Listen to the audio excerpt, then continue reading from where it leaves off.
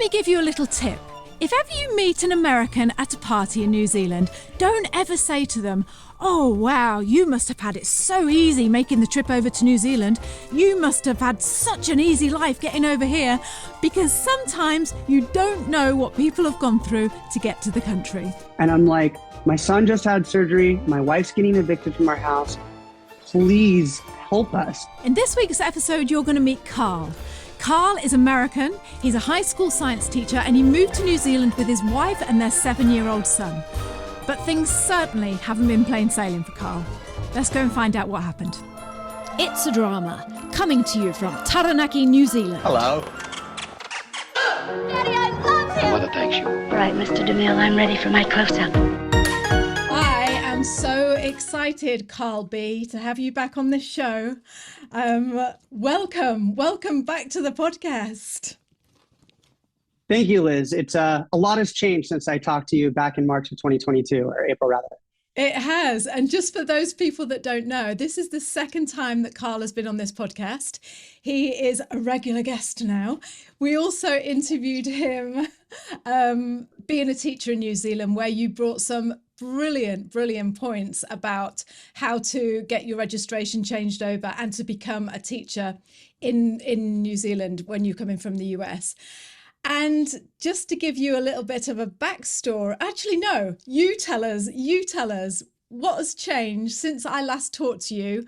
When I spoke to you last, you were in the States, you were planning to come over to New Zealand, and now you've been here how many months?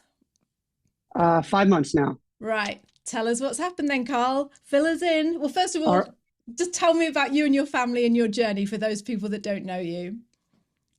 Sure thing. So I have a wife, Chrissy, and a son, Clark. And back in November of 2022, we decided, let's move to New Zealand. And we ran into your podcast as the first thing, consumed it wholeheartedly, and began our journey.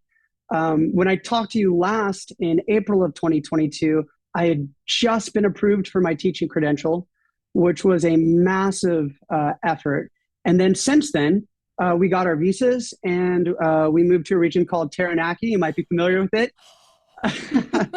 And we're in the city of Ohakura, which we're neighbors, Liz. Can you believe it? I know, I can. And one of the key aspects of getting to New Zealand is securing that job. And you know how tricky it is to secure a job before you have a visa, and they swirl around each other in an impossible spiral. But I have to say, my family will be forever grateful for you, because Brian's recommendation got me my first job in New Zealand and allowed us to come out here. So thank you so much again for that. It's been massive. And we absolutely adore New Zealand, and Ohakura is a magical place. Oh. Just stunning. And for the life of me, Liz, I will never forget flying into New Plymouth on a clear winter day and seeing Mount Taranaki with its snow-covered peaks and just breathtaking beauty of this area in which you live. And a lot has transpired since then. I made a lot of mistakes. Some might even call them tragic mistakes, which is why I'm here to talk to you. Hopefully people will not make the same mistakes that I made moving over. First of all, I love that you are our neighbours, and I'm going to just share something. First of all, rewind. First of all, when you described flying into New Plymouth and seeing Mount Taranaki, and just that, the hairs on my arms, I don't know if you can see on the camera, but it was just like, there is something so magical about this place. That being said, it's fine. You don't have to come and live here. You can go and live in Auckland and Wellington as well. You know, it's nice, but it's not that nice. But yeah, you moved over here, and you had us round to your house for Christmas. I'm just going to share this with the audience before we get into your tragic mistakes that you made about moving to New Zealand. You had us round to your house for Christmas drinks, which was for Christmas Day, for Christmas a meal, which was very, very lovely. And we are officially nominating you, Karl, and your wife, Chrissy, as the best cocktail makers that we have ever come across. And we've known some cocktail makers. We've worked in Greece, we've worked in Canada, in France, England. know lots of cocktails, but no one beats your cocktails, your margaritas, and your mudslide. I loved it. Thank you so much. And yeah, we have both my wife and I have a history. She was a bartender. I was actually a regular on another show as the bartender on that show. So we have a bunch for you. And if you like the mudslide and the margarita, we got some more good stuff coming as the seasons go through New Zealand. But thank you. I'm excited. And I'm also equally excited to hear about your 5 tragic mistakes that you made. And they really affected you and your move to New Zealand. And hopefully if you're listening to this and you're moving to New Zealand, you will not make the same mistakes as Karl is about to share.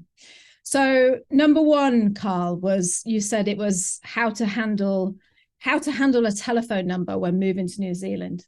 What's that all about then? You know, Liz, it is such a simple thing, but at the same time, such a massive ordeal. So obviously when you have an international number, you can't use it in New Zealand. And yet the way 2023 works, and in recent years work, your identity is stored in your telephone. And whenever you want to do anything with the bank or a credit card, actually even any number of things, they will send you a code to your telephone. And they will send it to whatever phone you registered with. And so if you come to New Zealand and say, hey, I'm going to start up a new telephone number and just slowly change over my utilities, you're blowing up a massive part of your life. So what I did, you're so dramatic. What I did, well, I love it. Being locked out of your banks for 3 to 4 weeks is stressful. Yes. So what happened is I came over here and my intent was to get a SIM card for New Zealand when I got here, pop it in my phone, and then jump on and port out my old number to Google Voice. And a lot of people do this, and there's a lot of people on your amazing Slack group that will help you through this process.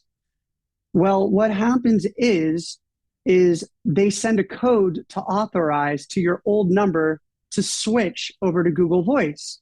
So what happens is if you don't have access to that old number, you can't switch.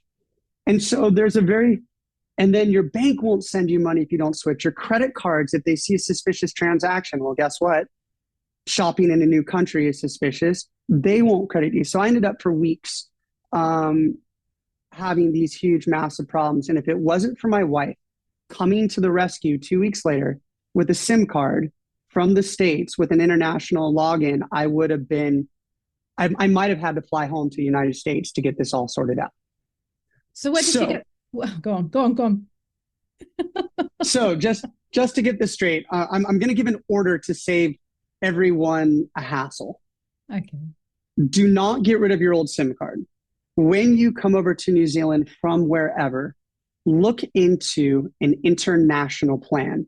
Most companies will offer you for $10 a day the right to make as many phone calls and texts as you want to the homeland.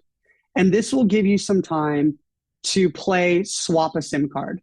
And that's actually what ended up working best with all these authorization codes. So you come here, you get your new phone number, you use your new phone number for all the things you need here. The banks won't accept an international number. Things like TradeMe won't accept an international number. All sorts of things want a local number before they'll deal with you. So you save your at-home number on one SIM card and you kind of toggle back and forth until things have been settled. And then you can port over to Google and then you can make it work out. Otherwise, you can find your bank accounts frozen. As I said, credit cards, you can find all sorts of little things like Spotify accounts. Just you can't believe how many things are on those authorization codes. It's just nuts. Even your email. Yeah. So how did it? Oh, look at you with your little green drink. Well, look at me. Apple Martini. I do. What? Why am I having a boring old tea when you're an apple Martini? Karl, tell me, how did you when you say Chrissy saved your bacon, how did she do that? So Chrissy, and we'll get to this in our next point of tragic mistakes to avoid. happened to still be in the States when I arrived out here in Okura. And what she did is she went to our carrier, which at the time was AT&T, asked for a SIM card, got it to me, and then I was able to activate the international plan and start moving everything back and forth. But if you don't have both for, I would say, of a period of almost a month, it gets very tricky navigating today's times. You know, everything is fraud based, and you really need a period of time where you have both. Otherwise, it can blow up all aspects. And for me, the biggest aspect was I was locked out of my bank accounts. Yeah. And so I had a credit card and I lived on it. But it would have been so much better had I just held on to both cards, the one that I had from the States and the new one I got from Vodafone when I got here. And then just switch back and forth until things were settled enough that I could set up a Google Voice. And to set up the Google Voice, you would need an IP address switcher because they don't use Google Voice in New Zealand. But as of now, I live on my New Zealand phone number, but I can still get codes through. And for those people who are like, well, Karl, what about Skype? Can't you just get a Skype number? The numbers they issue you on Skype have been used and reused to the point where you are constantly getting random phone calls and random chats, and it just didn't work out for me. So phone number, keep both SIM cards, and expect to spend $10 a day American, and you know, whatever it is for your rate in England or Canada or where you're ever coming from, just expect to spend that as part of your cost, I would say, for the first 10 to 15 days until things are settled. And then you can end your account back home and switch over to Google. That is such good advice. I wouldn't have thought of that, to be honest. I would never have thought of that. That is brilliant advice. You just wonder, don't you, Karl? You just think, imagine if you came over here and like you were a real hippie and you just wanted to come and just live in the woods and just drink, you know, coconut milk or whatever and just live off nothing. And you just thought, oh no, that's it. No technology for me. I'm not having a phone. You couldn't, as much as you'd want to. Like you say, everything is tied to a silly little code that comes through on your phone. You know, just it's not fair, is it? If you want to just be a hippie and go off into the hills. That bohemian lifestyle that you speak is tougher and tougher to get. Yeah, you're right. It's not feasible, especially if you want to do things like live in a place and have a family. Exactly. Yeah, no, so true. For those of you who don't know, Karl is a teacher and he's super organized. He's very, very, look, when we were just starting this interview, I said to Karl, tell me what my show is going to be about today. And he said, well, Liz, we're going to be talking about this, and that. Do you know, you're my favorite guest because I don't have to do anything apart from just sit back and listen to all your hard work that you've put into place where everything is in bullet points and orders, and you're a great guest. I just wanted to say that. Okay. Thank you. Okay, number 2, go on then. What was your number 2 tragic mistake that you made? Oh, okay. So in order to get number 2, medication, if you want to put it out there. Yes, not medication. I'm sorry, medicals. Okay. When you come to New Zealand, you must see a doctor that clears you for your medicals. New Zealand is particularly interested in tuberculosis. And interestingly enough, the doctors that New Zealand will accept through immigration are few and far between. There's about 3 in the United States. And I have talked to people who have moved out here and had to fly many states away to get an appointment with these doctors. And for those of you who are like, oh, then we'll get the doctor's appointment taken care of now.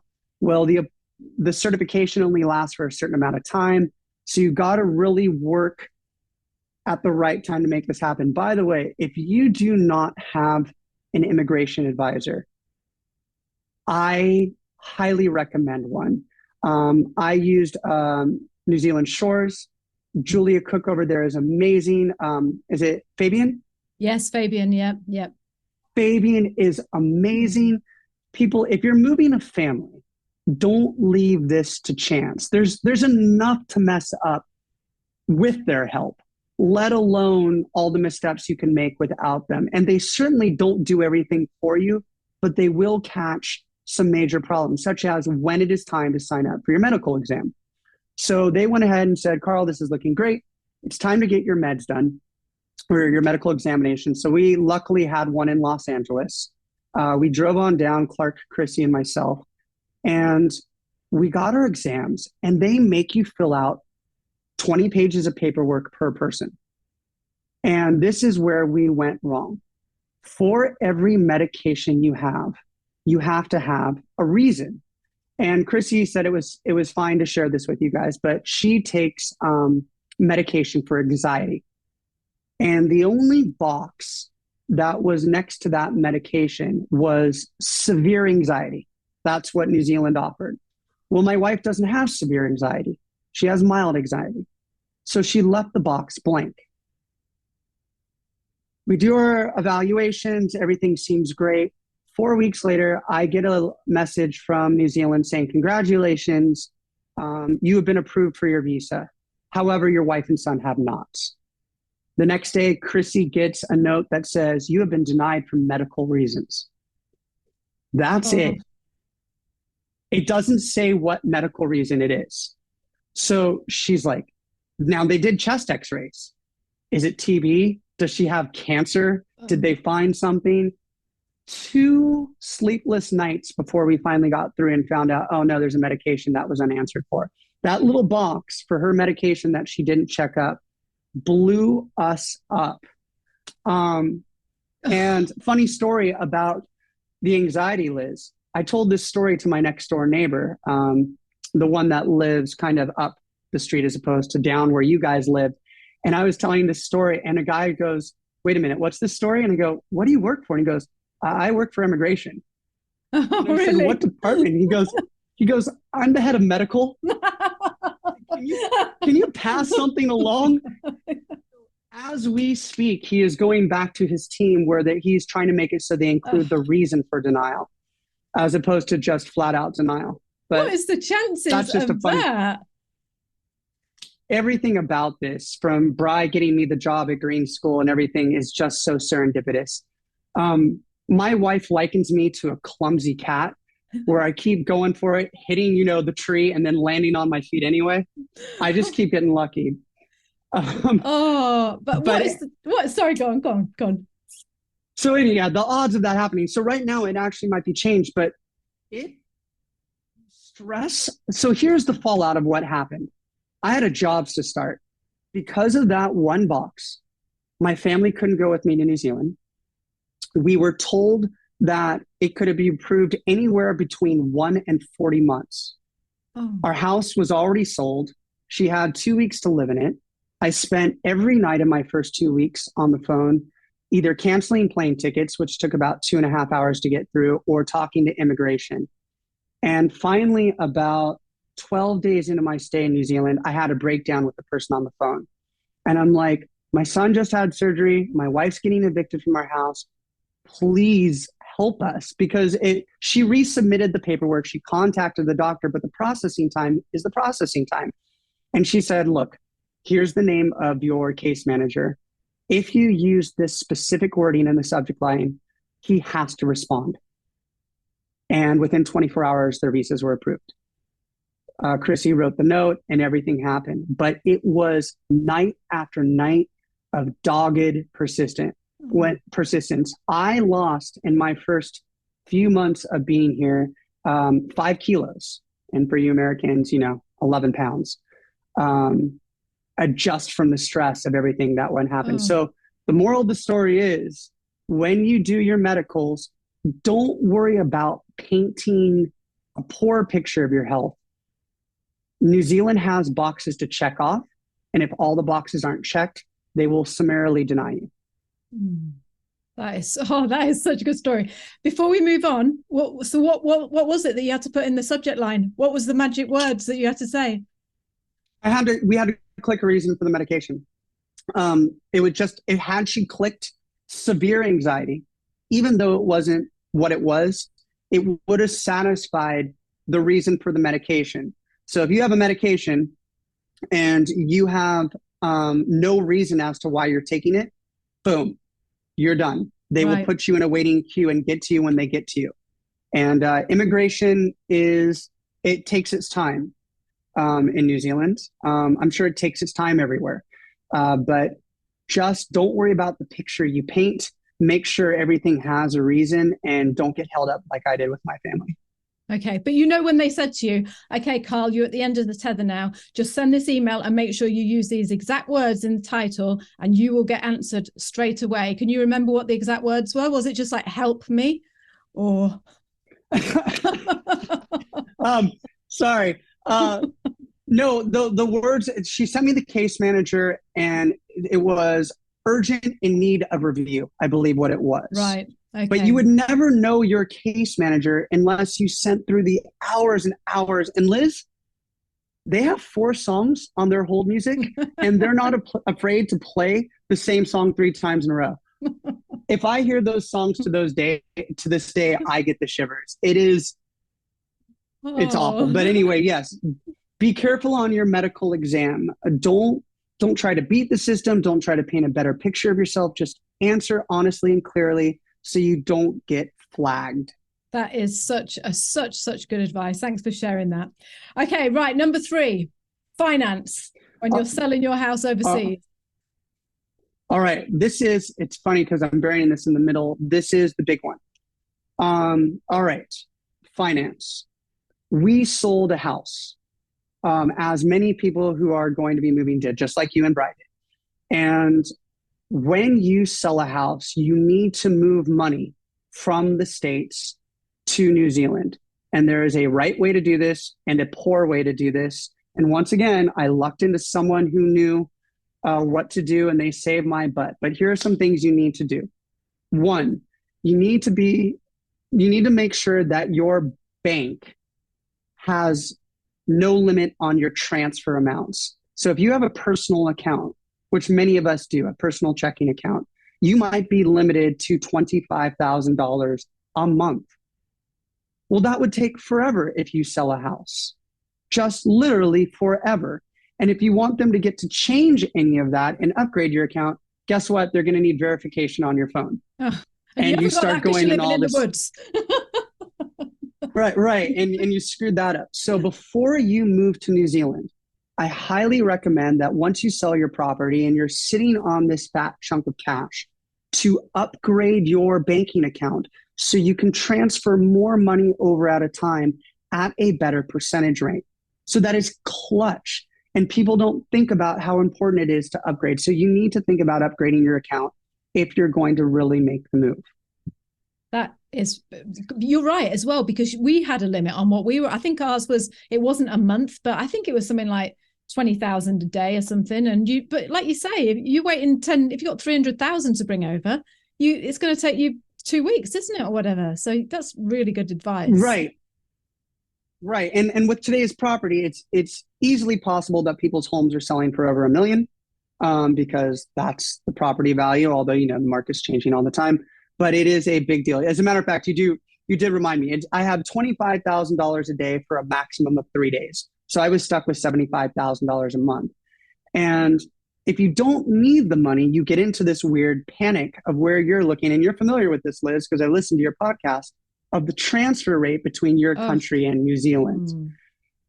And when you see it's good and you can't move the money over, you start pulling your hair out. Yeah. And when you see it's poor and it's going the wrong way for you, the same thing happens. So enter stage 2 of this conversation. Most established banks in your country will charge you a massive fee. It doesn't look massive. It might be 3 cents to the dollar when you're switching from your currency to New Zealand currency. All right. There is a company that I found in Australia through the help of someone over here in Okura called TORFX, TORFX. And they are not a brick and mortar bank. They specifically work with transferring fees over. And so here's what they do. They charge you no fees and they charge you less on the transaction rates. So TORFX, even better yet, will call you when it is time to transfer. They go, the transfer rates are great. You might want to consider today. You look it up and he goes, thank you so much for the phone call. When you call this company, you get through in the first 30 seconds of the dial. No waiting on hold for an hour and a half. And so what they do is they transfer your currency to the same currency. So if I'm over here in England and I have 500,000 pounds to move, they will take your 500,000 pounds and transfer it to 500,000 pounds with no fee. Wow. It's just sitting there. Then they will take that money and go from their affiliates over in New Zealand and transfer it over at a much favorable rate. So for someone like me who traded $500,000 in a go, they saved me 35,000 American just in their fees and the way they handled it. Massive. So I told them this in TORFX. I told them about your channel, and they gave me a link to share with you guys to put up on your, webpage that will give them the corporate transfer rates and save whoever's listening to this a ton of money. And obviously it's good for their business. They're not doing it out of the, pure kindness of their heart. But because I've been through this and I've transferred X amount of dollars, they're giving whoever gets this link that more favorable exchange rate. And I'm telling you, it's a massive amount of change. Yeah. So having that all set up is huge. So we will put that link in the description, and if we can, we'll put it along the top, because 35 grand to save 35. I mean, literally, I'm hearing this for the first time. I don't know about this company. It's just, there are so many out there, but like you say, and you think, oh yeah, it's not much. It's only a couple of cents on the dollar. But if you're transferring 500,000 over, or however much you're transferring, that's a whopping amount, isn't it, that you're going to save? It's massive. And once again, you can transfer it over and just wait till they give you the phone call. I was checking daily. I imagine like you and Bri were when you had your money over in England. But I was teaching at school and I got a phone call and they're like, go. And I said, what's going on?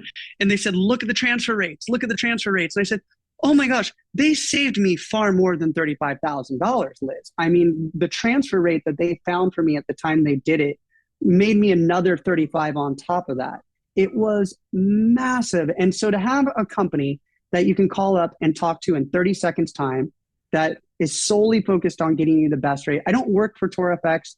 I'm a teacher, but this find was a lifesaver for my family. And the only reason I was able to transfer so much money over is that right before I left the States, I decided to put my mom on one of my accounts just in case something happened. And I was able to transfer all my money from the house into that account. She pulled it out into one of her accounts that had a business transfer, and then she shoved it all over. So I was able to I would say also make sure that if you do have someone at home, have someone just added to one of your accounts. You never know when you need to do business back home if you're going to have money back home. Yeah, that's really, really good advice. So just to go over this, because this is, like I say, this is the first time I've heard this. How we did it when we were in England, we wanted to transfer money over. We phoned the company, can't remember what they were called, something Trading X or something, I can't remember. And that we then had to wait for them to put the money over. But what you're saying is you put all your money into them already. And then when the rate is favorable, they make a phone call. You're at school doing your teaching your science, and they're like, go, Karl, go on, shift that money. And I bet you felt like you were trading the stocks or something like that. I bet you felt. And then they bring it over. It was electrifying, Liz. And this is where, once again, I told you my wife's like, you're like an uncoordinated cat landing on your feet. Because I had the wrong phone number and because my money was locked up, I wasn't able to transfer the money over until October, which happened to be the most favorable exchange rate between the US and New Zealand in almost 15 years. Whoa. So that delay ended up making our family money just because I screwed up so many other things. But don't rely on that kind of dumb luck. I love that, Karl. That's fantastic. Just like the house. Yeah. Everything just fell into place for you. It was just, but at the time when you're going through it, it's like, no. And then if that hadn't happened, then you wouldn't have made that extra money. I love that. I love that story. Thank you. Yeah. I mean, you've been to my house, Liz. I'll just put this as a side. we asked if there were cats in the rental we were going to, and they said no, but they left the cat door open, and our house was infested by wild cats. Well, Clark and Chrissy are terribly allergic. And because that house was infested by cats, it left us an opportunity to get the house we're in now right down the street. And we lucked into a better property. So, you got to look for opportunity. But yeah, I definitely had a stressful but fortuitous journey here in New Zealand. That's fantastic. Thanks for sharing that. And like I say, I'll put that link in the description because that is major, isn't it, when you bringing money over? So thanks for sharing that, Karl. Right. Okay. Number 4, medicines for your family. Okay. This is a simple one. In regards to medicines, there are New Zealand equivalents, but they're not the same. So, for instance, they don't have chewable Benadryl for kids here. They don't have the same anxiety medicines for my wife. She had to wean off her old one and go into a new one. It's not like she's on Xanax or any of the big ones, but the one that she was on, she had to move over. So it is important for you as a person moving to New Zealand to kind of find out whether or not the medicines that your family is relying upon exist in the country you're moving to.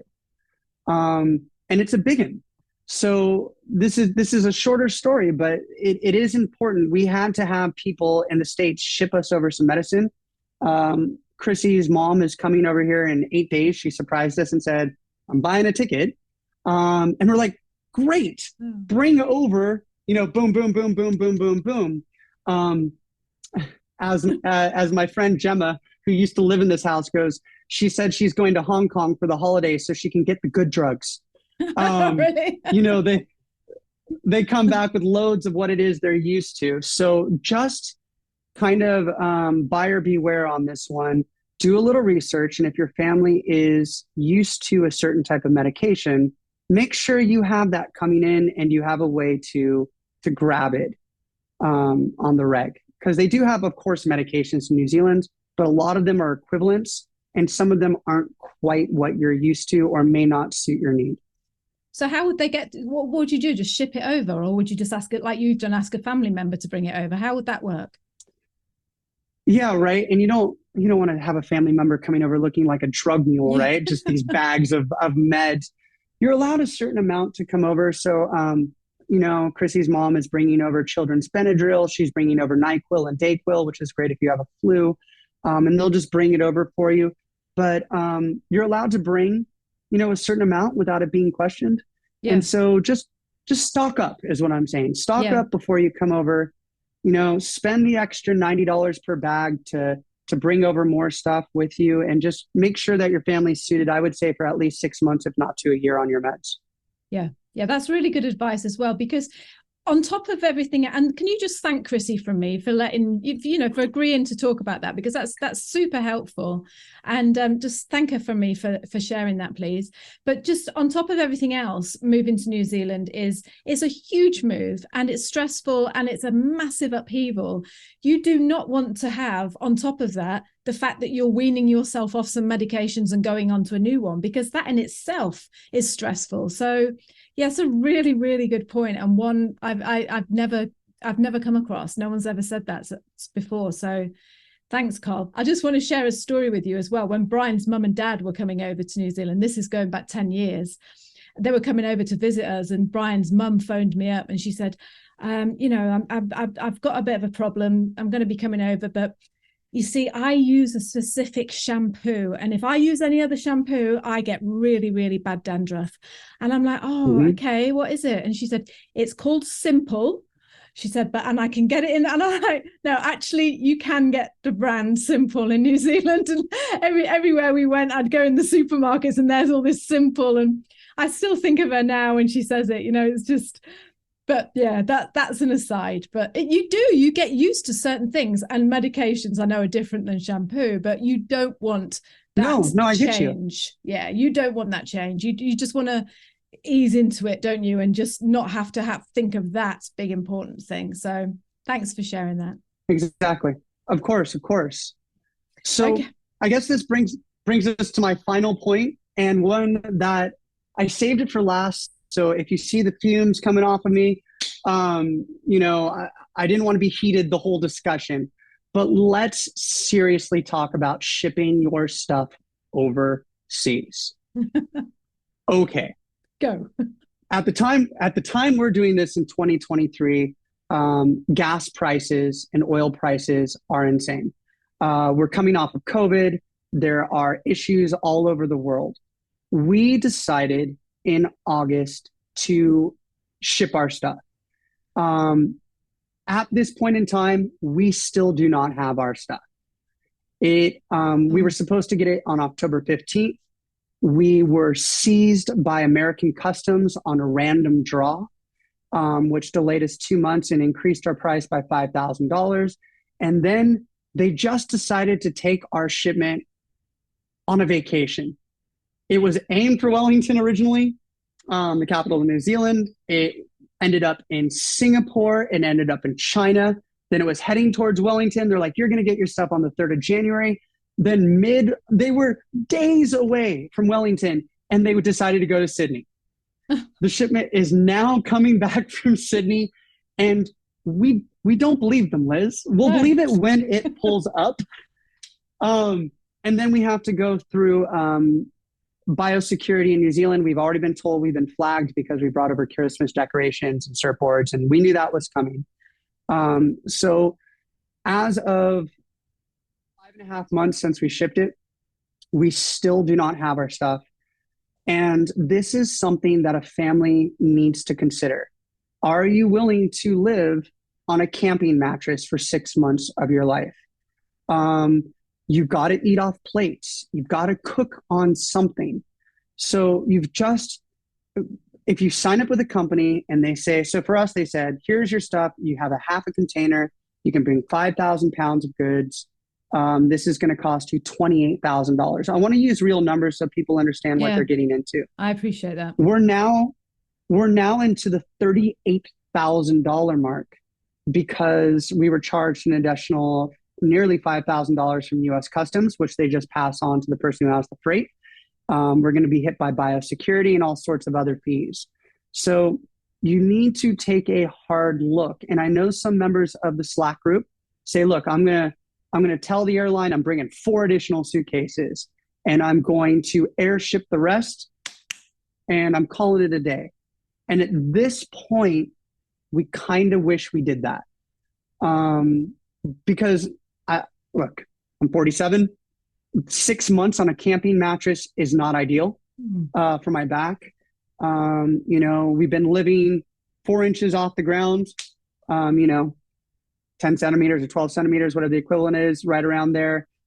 It's been rough, Liz, not having your stuff.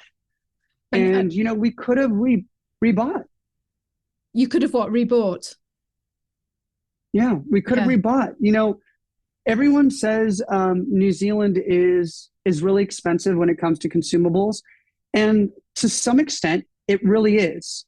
But once you've been here a while, you realize, oh yeah, this is X amount of dollars. You can literally just ask the person, does this ever go on sale? And they're like, oh yeah, it's going to be on sale soon. And it happens again and again and again in New Zealand. They love their sales and they're often like 40% off. So we could have had a bed. We could have had everything but the wardrobe, which is hard to replace in that amount of time, and just been done with it. I've been in the same 6 outfits that I brought from August for half a year now, nearly. It's tough. I just want to say as well that I've been to your house. Like I say, we came to your house at Christmas, and I didn't say anything because I'm a polite lady. I didn't want to say anything, but I thought, wow, how are you guys doing that? Because you've got a little 7-year-old. It's a Christmas, and it was so sparse. And I just thought, oh, you've got nothing. You're not just saying this. You're living on a mattress on a floor, and so is your son, and it's just. Oh, that's tough, Karl. That's really tough. But what I was going to say is, so if you had gone down the aeroplane route and bought that extra bag, like they talk about on the Slack group, and they're buying the extra bag and they're going to air freight everything else, how much would that have cost? How much would it have cost to do that? This is a good question for the Slack group. I I haven't said enough how much the Slack group helped us avoid other mistakes. There are people who have done it. What it comes down to is it depends. If you're going to go the way of shipping stuff over from your country, you should probably investigate a business account so you can massively lower those costs. Don't just walk into your local UPS or FedEx or wherever your company is. Is it DHL? Yes, yeah. Yeah, whatever it is, going to ship a substantial amount of stuff. Look at getting some sort of business account. I don't know what would have cost because we would have had to make the hard decision of what it is we were keeping and what we weren't. And at the time we were doing it, we were just coming off of COVID and no one wanted to buy anyone's used stuff. There's kind of like I don't know, kind of a trepidation when it came to that. I don't know what it would have cost, but if we had just airshipped over our wardrobes, which pound for pound is probably about as expensive as you can get, clothes can be expensive. It would have probably cost us $5,000 to $10,000 versus the 40 we ended up spending.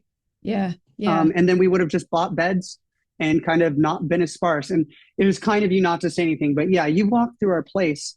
There's no pictures on the wall to speak of. There's no, you sat on bar stools at our counter as opposed to a proper table.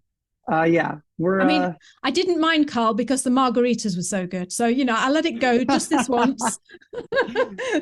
Just ply us with more cocktails. Yeah. No, and the other thing... Clark's always willing to offer. Yeah. The other thing I wanted to ask as well is rewind and tell me what you on about that the ship, what was it you said? They stopped you, they opened all your stuff and did an investigation. Why? There's always the chance that U.S. Customs will flag you for a random search. We went through a company and I can't believe I left this story out. For those of you who are deciding to ship, you need to dedicate a room for them not to touch your stuff.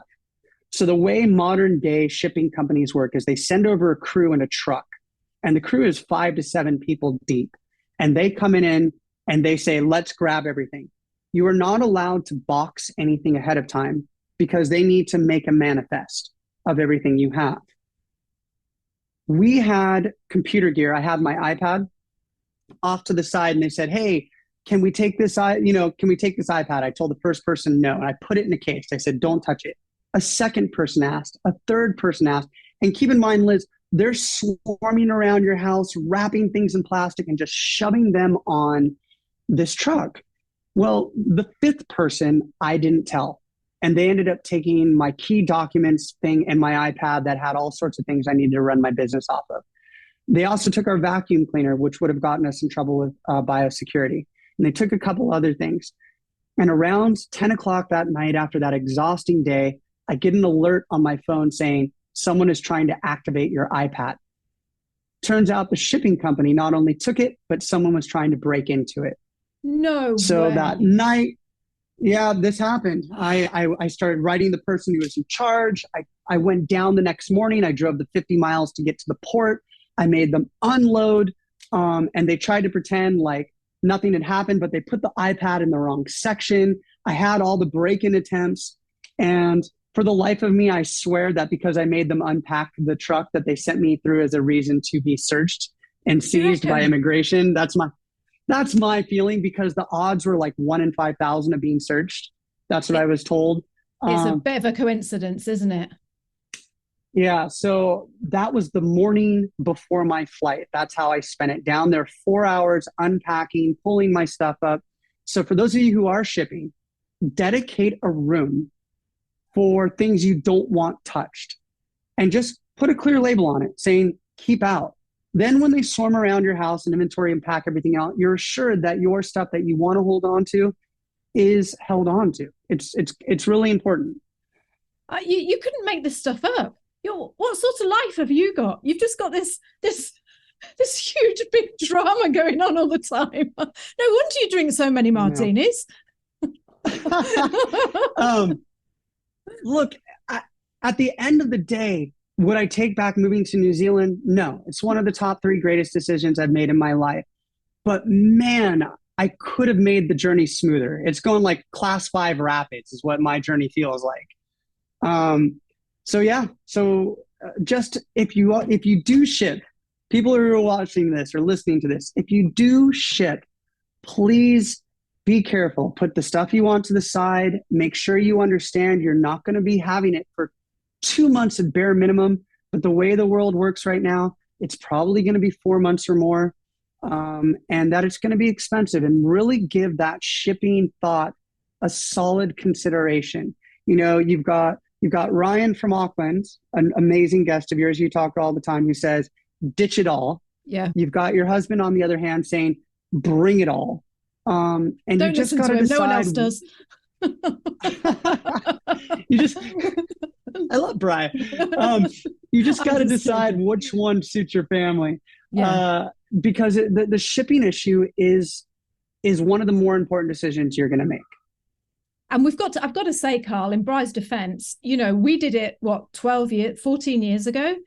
There's no way. I mean, we got our stuff. It was here practically 2 weeks after we arrived. It was just, it was so much smoother. And yet I keep hearing these stories in the group about exactly what you're going through, just being held up. And I know COVID and everything like that, but yeah, that's why I love having people on that have just been through it, because what better advice than that?